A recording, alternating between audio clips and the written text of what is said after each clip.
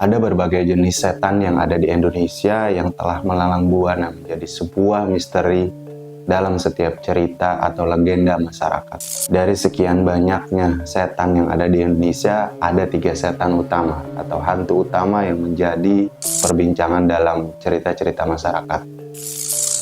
Dan ketiga aktor utama dari setan tersebut adalah Gundurwo, Kuntilanak, dan Pocong. Ketiga setan tersebut sering menjadi aktor utama dalam setiap cerita masyarakat, baik yang ada di kota, di desa, di gunung, di pantai, bahkan sampai ke pelosok Indonesia. 3 setan tersebut itu tetap menjadi aktor utama dalam setiap cerita legenda di desa masing-masing, atau tetap menjadi aktor utama di setiap cerita masyarakat.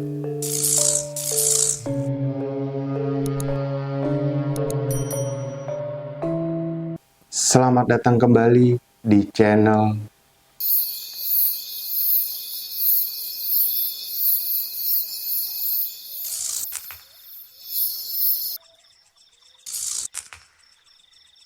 Assalamualaikum warahmatullahi wabarakatuh. Salam sejahtera bagi kita semua. Semoga kita diberikan kesehatan, rezeki yang melimpah dan berkah oleh Sang Pencipta. Amin. Gundurwo, Kuntilanak, dan Pocong. Sayangnya ketiga setan tersebut tuh nggak pernah akur satu sama lain. Coba nih. Gundurwo itu biasanya ada di pohon-pohon besar seperti pohon beringin, pohon rengas atau pohon asem. Kemudian kuntilanak juga biasanya ada di pohon-pohon besar seperti pohon beringin, kemudian pohon rengas atau pohon asem juga. Tapi sayangnya Gundurwo dan kuntilanak tuh nggak pernah akur. Jadi setiap ada pohon besar yang dimana di situ ada Gundurwo, pasti di situ nggak ada kuntilanak. Nah, setiap pohon besar yang ada kuntilanaknya, sudah pasti di situ nggak ada Gundurwo-nya, karena kuntilanak nyari pohon besar yang nggak ada Gundurwo-nya. Begitu pohon besar tersebut didatangi Gundurwo, secara otomatis kuntilanak pasti langsung pergi dari sana. Entah kenapa. Kenapa mereka berdua tidak bersahabat? Satu lagi, Pocong.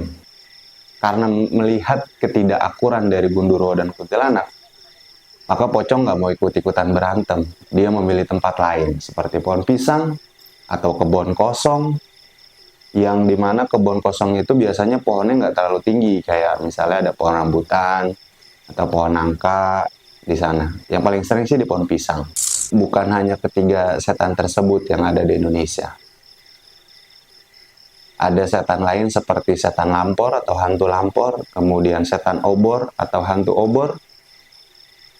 Bahkan setan lampor atau hantu lampor ini menjadi atau dijadikan film, yaitu Keranda Terbang. Ada di salah satu desa yang mengalami kejadian setan lampor ini. Bahkan infonya sampai 2013 tuh masih ada, masih beredar setan lampor ini di sana. Mungkin bisa dicari tahu di mana lokasi setan lampor ini. Tapi yang sekarang udah jarang ditemuin itu adalah hantu obor atau setan obor. Nah, informasi yang beredar bahwa hantu obor atau setan obor ini beda-beda tempat, beda-beda cerita. Ada di satu desa bahwa setan obor ini adalah setan yang baik. Ada juga di satu desa bahwa setan ini merupakan setan yang jahat. Nah, di manakah letak setan ini biasanya muncul? Kan kalau tadi kayak Gundurwo, kuntilanak sama Pocong tuh beda-beda tempat. Kalau Gundurwo itu di pohon besar, kuntilanak juga di pohon besar, kemudian Pocong di kebun kosong yang pohonnya tidak terlalu besar, atau pohon yang banyak, atau kebun yang banyak pohon pisangnya. Tapi berbeda dengan hantu obor atau setan obor ini. Hantu obor atau setan obor ini biasanya muncul di sawah. Nah, munculnya itu biasanya bukan cuma sekedar muncul, tapi ada momennya munculnya tuh. Hantu obor atau setan obor ini munculnya tuh pas pada saat musim panen. Jadi selesai musim panen, para warga selesai memanenkan sawahnya, nah barulah tuh setan obor atau hantu obor tuh muncul gitu. Bahkan yang tadi saya sebutkan adalah bahwa kalau hantu obor ini disebut setan baik atau hantu baik itu karena, atau tidak jahat lah bisa dibilang seperti itu, karena ada di satu daerah ketika mereka sudah selesai memanen sawahnya, warga yang selesai manen tuh siap-siap dalam arti kata mereka ingin melihat hantu obor atau setan obor. Jadi kadang dijadikan sebagai penghibur lara dari lelahnya memanen sawah. Warga setelah selesai memanen sawahnya kemudian mandi, pulang, menyiapkan kopi dan menyiapkan snack gitu kan. Kemudian mereka yang tinggal, biasanya warga yang tinggal di pinggiran sawah tuh buka jendela mereka, jendela rumah mereka untuk melihat, atau malamnya untuk melihat hantu obor ini lewat atau setan obor ini lewat. Jadi bentuknya kayak manusia bawa obor gitu, obor terbang di sawah gitu kan. Nah infonya itu bahwa kalau hantu obor ini tidak bisa didekati oleh manusia, atau setan obor ini tidak bisa didekati oleh manusia. Nah kalau kuntilanak sama gundurwo kan beda cerita nih, atau pocong. Bahkan mereka kadang dalam cerita masyarakat yang beredar tuh mereka menampakkan diri gitu, atau mengganggu manusia. Tapi kalau setan obor itu dia tidak bisa didekati informasinya. Dan proses berjalannya pun dari hulu ke hilir dan dari hilir ke hulu. Jadi 2 kali balik terus habis itu hilang. Nah, setelah warga selesai memanen, kemudian menyiapkan diri, kemudian buka jendela mereka untuk melihat hantu obor lewat, biasanya malam-malam itu sekitar jam 11 sampai jam 12 malam, ya pertengahan malam lah. Nah, lewat tuh si hantu obor dari hulu ke hilir, kemudian dari hilir ke hulu. Bahkan pernah ada satu orang informasinya yang beredar di internet melihat hantu obor ini secara langsung. Jadi ceritanya ada seorang bapak-bapak yang malam-malam itu dia setelah panen tuh dia keluar jalan naik sepeda. Kemudian dia tiba-tiba berhenti ingin bakar rokok. Nah, nggak lama kemudian papasan lah dia nih sama hantu obor gitu kan, sama setan obor. Nah, karena melihat si hantu obor ini, ya dipanggil dong akhirnya sama dia, mas gitu kan, boleh minjem apinya nggak? Maksudnya obornya itu, saya mau nyalain rokok nggak bawa korek. Dikasih lah sama si hantu obor itu obornya, ya kan. Pas dia lagi fokus buat nyundut rokok, tiba-tiba orang yang dia temuinya itu yang membawa obor sudah hilang. Artinya pas dia lagi fokus nih buat bakar rokoknya di obor tersebut, tapi yang anehnya adalah rokoknya tuh nggak kebakar-bakar sama si obor gitu. Nah karena capek nggak kebakar-bakar rokoknya sama obornya, akhirnya dia mau ngembaliin nih si obor tersebut ke orang yang bawa. Pas begitu dia mau ngembalikan, ternyata orangnya itu udah nggak ada gitu kan. Jadi dia megang obornya sendiri gitu kan. Itu di salah satu desa ada yang cerita seperti itu. Jadi memang, nah bahkan ada di satu desa lagi bahwa hantu obor ini adalah hantu yang jahat. Jadi kalau misalnya orang yang di sawah habis panen, kemudian ketemu hantu obor atau setan obor ini, bisa kenapa-napa lah intinya gitu. Ya entah pokoknya kenapa-napa. Nah mungkin cerita di desa tersebut, jadi kayak beda-beda desa tuh beda-beda cerita gitu tentang hantu obor ini. Mungkin di desa yang menganggap hantu obor ini jahat, itu untuk menakut-nakuti anak-anak mereka yang ketika malam masih main di sawah. Artinya kan kalau sawah udah selesai panen tuh kan kering gitu kan. Nah kering tuh biasanya anak-anak ya ngumpul-ngumpul di sawah gitu kan. Nah mungkin cerita dari orang tuanya terdahulu bahwa hantu obor akan lewat setelah panen dan bisa berbuat jahat. Jadi makanya di satu daerah tersebut dianggap bahwa hantu obor itu adalah hantu yang jahat. Dari kelima jenis hantu yang tadi gue sebutin, gue di sini mau cerita tentang pengalaman seseorang yang ketemu dari keempatnya. Artinya orang ini ketemu dari 4 hantu yang ada di Indonesia tersebut, yaitu gundurwo, kuntilanak, pocong, dan hantu obor. Dia masih ketemu nih sama hantu obor. Gue sebut saja namanya Pendi. Dia adalah siswa rantau ke salah satu daerah. Si Pendi ini tinggal di satu asrama. Asramanya tuh memang pinggir jalan gitu kan, tapi pinggir jalan desa gitu. Jadi tapi di belakang asrama tersebut tuh sawah, di belakang asramanya sawah, kemudian ada sungai irigasinya. Nah di sungai irigasinya itu ada 2 pohon besar yang di kanan dan di kiri sungai tersebut.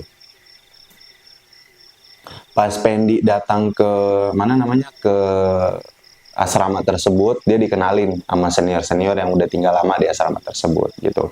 Dan Pendi pun diterima baik oleh orang-orang lama di asrama tersebut lah gitu kan. Sebulan, 2 bulan, 3 bulan, sampai 6 bulan, Pendi tidak mengalami hal-hal yang mistis atau ketemu hal-hal horor. Tapi pas 6 bulan, menjelang akhir 6 bulan dan awal 7 bulan Pendi tinggal di situ, barulah Pendi mengalami hal mistis. Nah, sebelumnya Pendi tidak diceritakan ada apa sih di daerah sekitar gitu kan. Di daerah sekitar asramanya nggak diceritain nih sama teman-temannya, bahkan sama seniornya. Nah, Pendi juga berhubung Pendi orangnya udah bergaul, jadi temennya juga lumayan banyak kenal akhirnya di asrama tersebut. Nah, suatu malam, Pendi itu pengen ngerokok ceritanya. Karena udah malam, nah ini habis kondisinya setelah musim panen. Pendi dia pengen ngerokok, biasanya di depan asramanya tuh ada warung gitu kan yang jual rokok gitu. Memang untuk kebutuhan anak-anak di asrama tersebut gitu kan. Pendi pengen beli rokok nih. Kebetulan dia juga sudah dapat uang kiriman dari orang tuanya. Jadi pengen beli rokoknya tuh bukan ketengan gitu, jadi sebungkus gitu kan, karena habis dapat duit gitu kan. Nah, pas dia keluar asrama, dia lihat warungnya tutup, warung depan asramanya nih gitu kan. Dia ngedumel tuh, tumben banget nih warung jam segini udah tutup. Biasanya juga sampai malam, karena memang biasanya banyak anak-anak asrama yang mampir sekedar ngopi atau ngerokok di warung tersebut gitu kan. Sambil ngedumel, Pendi bilang, mau nggak mau dah nih, gue harus beli rokok di depan sono. Jadi karena warung itu tutup, Pendi harus jalan ke warung depan. Warung depan tuh deket jalan provinsi. Nah, jadi posisinya asramanya Pendi itu dari jalan provinsi atau jalan utama, jalan besar, itu masih masuk ke dalam, melewati jalan desa. Nah, lumayan sekitar 2-3 km lah, kurang lebih. Nah, baru asramanya Pendi di pinggir jalan. Memang pinggir jalan, tapi pinggir jalan desa. Walaupun belakangnya juga sawah gitu kan. Jalanlah Pendi akhirnya, karena pengen beli rokok, karena karena keinginan yang sangat kuat untuk beli rokok, akhirnya dia jalan ke depannya. Sambil ngedumel dia jalan, pakai tutup segala sih, biasa juga buka. Napa lagi gitu kan. Kan gue harus beli rokok jauh banget ini ke depan gitu kan. Udah tuh dia jalan santai, nggak lama sampailah dia di warung tersebut gitu kan, dan dia membeli apa yang dia inginkan, yaitu rokok. Dia beli rokok 1 bungkus, nggak lupa dia beli minuman bersoda sama sama air putih. Nah, air putih ini buat nemenin dia sambil jalan balik ke asramanya dari warung. Nah, minuman bersoda tuh buat nemenin dia ngerokok nanti kalau udah di asrama. Oke, setelah membeli apa yang dia inginkan dan udah mendapatkan apa yang dia butuhkan, Pendi jalan lah nih dari warung depan balik lagi ke asramanya, ya kan. Pas lagi jalan asik-asik, jalan sambil ngerokok gitu kan, sambil jalan sambil ngerokok, sambil minum gitu kan. Akhirnya tiba-tiba si Pendi ngerasa nih, kok ini jalanan sepi banget ya. Biasanya walaupun malam tuh masih ada aja ya motor yang lewat atau orang yang lewat bawa sepeda gitu, pakai senter gitu. Tapi ini kok sepi banget, tumbenan nih jalan gitu kan. Padahal waktu itu juga malam Sabtu gitu. Akhirnya Pendi mikir, kenapa ya bisa sepi gitu kan. Oh iya, Pendi baru sadar bahwa hari itu adalah harinya musim panen. Jadi warga mungkin, kata Pendi mungkin habis selesai panen, warga pada istirahat masuk ke rumah, makanya jalanan sepi gitu kan. Udah dong, akhirnya pikiran positif Pendi muncul, dan dia tidak ragu dan tidak takut lagi.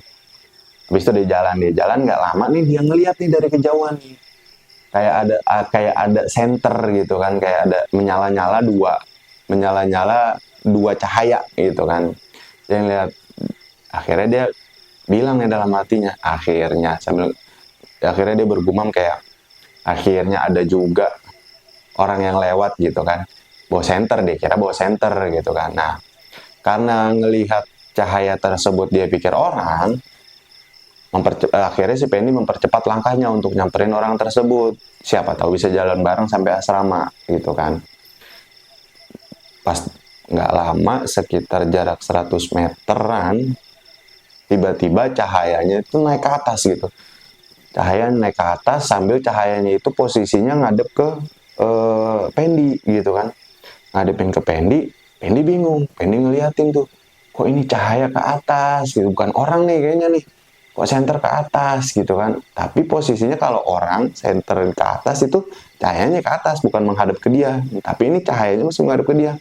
Dia tegasin, ternyata itu bukanlah orang bawa senter, ternyata itu adalah mata Gundurwo. Pas sudah dilihat makin tinggi, nah kan saling tatap-tatapan tuh cahayanya, matanya Gundurwo yang bercahaya itu yang dianggap senter sama si Pendi dengan matanya Pendi nih, tatap-tatapan. Nah Gundurwo udah jadi dari bawah ke atas berdiri tuh Gundurwonya, dia tiba-tiba Gundurwonya mau menundukkan badannya kayak mau mendekat ke arah Pendi. Pendi sadar akan hal itu, dia lari langsung kan sambil teriak Gundurwo gitu kan, Gundurwo dia teriak. Karena kondisinya juga sepi, kemudian suara Pendi juga keras gitu, keluarlah nih, karena memang udah nggak jauh lah dari asramanya gitu kan, udah sekitar 200 kurang lebih 300 meteran gitu kan ke asramanya. Dia lari sambil teriak, kedengaran tuh sama teman-temannya. Memang teman-teman belum pada tidur, masih pada ya lagi pada ngobrol lah, ribut tuh teman-temannya keluar, kenapa tuh siapa teriak gitu kan. Pas dilihat, Pendi ternyata gitu kan. Nah karena Pendi juga terkenal jahil sama teman-temannya, iseng gitu kan, akhirnya ya teman-temannya mau masuk lagi nih ke dalam asrama gitu sambil teriak tungguin kata Pendi gitu kan. Nah nyampe lah nih Pendi ketemu sama teman-temannya gitu kan, sambil ngos-ngosan Pendi bilang, tungguin kenapa sih, takut nih gua, kata Pendi gitu kan. Akhirnya salah satu temannya nanya, kenapa lu? Itu di sono Gundurwo barusan. Emang habis dari mana? Kata temannya lagi kan. Habis beli rokok gua, habis tuh warung depan tutup gitu. Ya udah gua beli rokok ke depan gitu kan. Oh, cuma doang tuh tanggapan temannya. Nah, ada salah satu seniornya si Pendi nih bilang, Gundurwo di pohon itu, kata temannya nih, namanya gue sebut saja Kang Yayan gitu kan. Yayan, biasa dipanggil Kang, jadi biasa dipanggil Kang Yayan kan. Iya Kang, kok tahu? Pendi keluar malam-malam jam segini, ini kan musim panen, kata Kang Yayan. Sambil masuk tuh Kang Yayan ke dalam asramanya. Emang kenapa Kang musim panen? Dan ntar juga tahu, kata Kang Yayan gitu kan. Udah dong. Nah tinggal si Pendi berdua nih sama temennya Henry gitu. Habis beli rokok lu ya? Iya, bagi dong rokoknya. Nah, karena si Henry minta rokok, si Pendi inget nih, rokok ya? Gitu kan, mana nih rokoknya? Dicari kantong kanan kiri, nggak ada, dia cuman ada minuman bersodanya. Ya, minuman doang, kata Pendi. Ya, Ri, kata dia. Kata si Pendi nih, jatuh kayaknya rokoknya dah. Pas gue lagi lari, lu ada-ada aja, kata si Henry. Ayo temenin ambil, kata si Pendi nih. Ambil kemana? Sono, kali masih ada. Enggak, males, besok aja. Lagi juga gue bisa beli, kata si Henry. Ya elah, Ri, sebungkus itu gue baru isep sebatang, itu masih banyak banget. Nah kata si Pendi kan, serius sebungkus? Iya sebungkus, tumben banget lu beli rokok sebungkus, kata si Henry ini. Kan gue habis dapat kiriman, udah bulannya ini. Oh iya ya, bukan batangan, makanya temenin. Ayo dah, kata si Henry. Ya dong. Jalanlah mereka berdua nih, ya kan. Si Henry tuh jadi abis bicara tentang rokok, dia ke distract. Kalau misalnya si Pendi abis ketemu Gundurwo, dia ke distract tuh, dia nggak mikir kalau di situ ada Gundurwo. Yang dipikirnya adalah ngerokok, karena pada saat itu dia juga pengen ngerokok gitu kan. Karena si Pendi juga bawa minuman bersoda, jadi berbagi lah. Enak kayaknya kalau ditemenin sambil ngerokok. Jalanlah nih berdua mereka. Si Henry fokus sama rokok, si Pendi fokus sama Gundurwo. Nah, berlawanan nih. Udah tinggal udah kurang lebih 50 meteran, si Pendi ngeliatin tuh, dia ngeliat ke atas, sementara si Henry ngeliat ke bawah. Dia ngeliat ke atas, ternyata si Pendi masih ngeliat Gundurwonya masih ada di tempat, gitu kan. Karena Gundurwo masih ada di tempat, Pendi nggak mau ngagetin si Henry atau yang nakutin si Henry atau bikin Henry pergi juga kabur. Dia balik tuh si Pendi diem-diem ya kan, karena posisinya Henry di depan, Pendi di belakang. Nah si Henry ini sambil ngobrol, lu tadi lari dari mana mulainya, startnya atau jatuhnya biar enak nih nyarinya gitu kan. Pendi udah ngeliat tuh kondisinya, udah ngeliat Gundurwo, dia langsung pergi tuh lari pelan-pelan tapi nggak bersuara, diem-diem. Nah nggak lama si Henry ngajak ngobrol, nggak ada sautan ya kan dari si Pendi kan ya, nggak ada sautan. Pas begitu dia mau nengok, tapi dia ngeliat kayak ada rokok gitu di situ. Nah akhirnya dia bilang, tuh dia rokoknya, tuh pen rokoknya gitu kan, kata si Henry. Tetap nggak ada sautan karena nggak mikir panjang gitu kan, dia udah ambil aja tuh rokok, pokoknya gue mau ngambil rokok gitu kan, pikirannya si Henry nih. Pas begitu mau diambil rokoknya, tangannya udah nyentuh rokok, kurang lebih jarak 10 meter dia ngelihat kayak bentuk kaki berbulu gitu kan, kayak gue kenal nih, kata Henry ya kan sambil megang rokok. Matilah, mampus gue, ini dia Gundurwo gitu kan. Diambil lah tuh si rokoknya, habis itu dia lari. Dia lari nyamperin Pendi, marah-marah lah ke Pendi. Lu gimana sih ninggalin gue gini? Marah-marah ke Pendi. Kata Pendi, ngapa masih ada yang ngeliat juga ya? Pendi ketawa. Biar kata Pendi, biar bukan gue doang yang ngeliat, tapi lu juga ngeliat kan.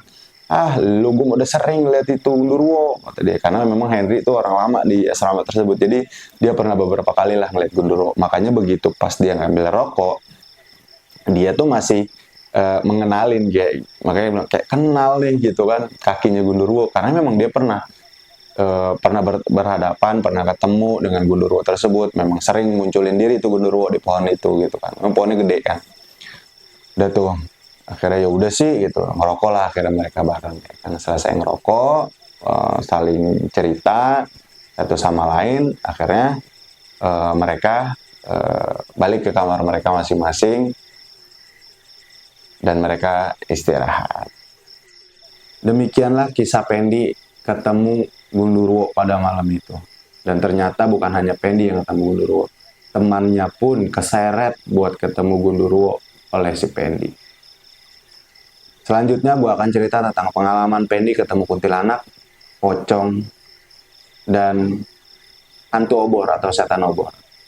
Dan yang ketemu duluan setelah Gundurwo ini adalah setan obor. Pendi ketemu setan obor duluan sebelum kuntilanak dan pocong.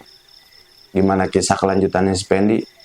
Tetap jangan lupa balik lagi ke Dongeng Lepi. Gua Lepi, Assalamualaikum.